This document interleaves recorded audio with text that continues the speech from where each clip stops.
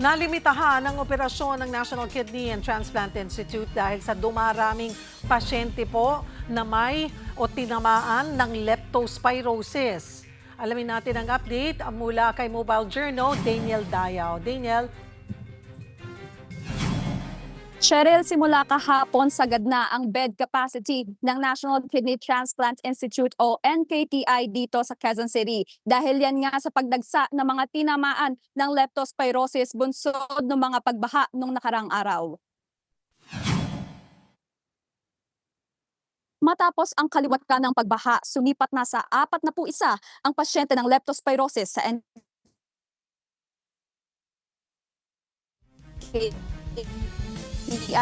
Kahapon lang 14 na raw ang nadagdag at tinuturing na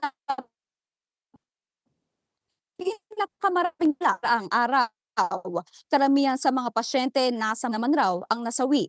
Sa asahan na raw ng ospital yan, dahil pansamantalang nilimitahan muna ang walk-in patients. Inaasahan pa kasing dadagsa ang mga may kaso ng leptospirosis. Ayon kay Dr. Arlene Lamban Cruzon, Acting Department Manager ng Nephrology ng NKTI, hindi naman daw kailangan magpanik dahil mayroon silang referral system sa iba pang ospital. Pakinggan natin ang kanyang pahayag.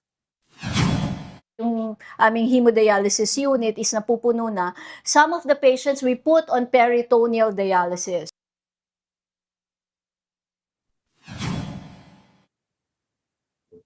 Cheryl, sa ngayon nakahanda naman daw ang fast lanes ng ospital, pati na rin ang inihahanda na gym kung saan may 30 kama para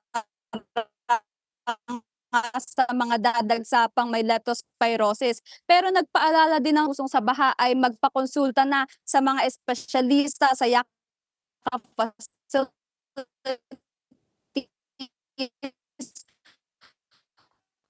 o malapit na healthcare center para hindi na raw umabot sa severe ang kaso. Cheryl. Maraming salamat, Mobile Journal, Daniel Dayaw.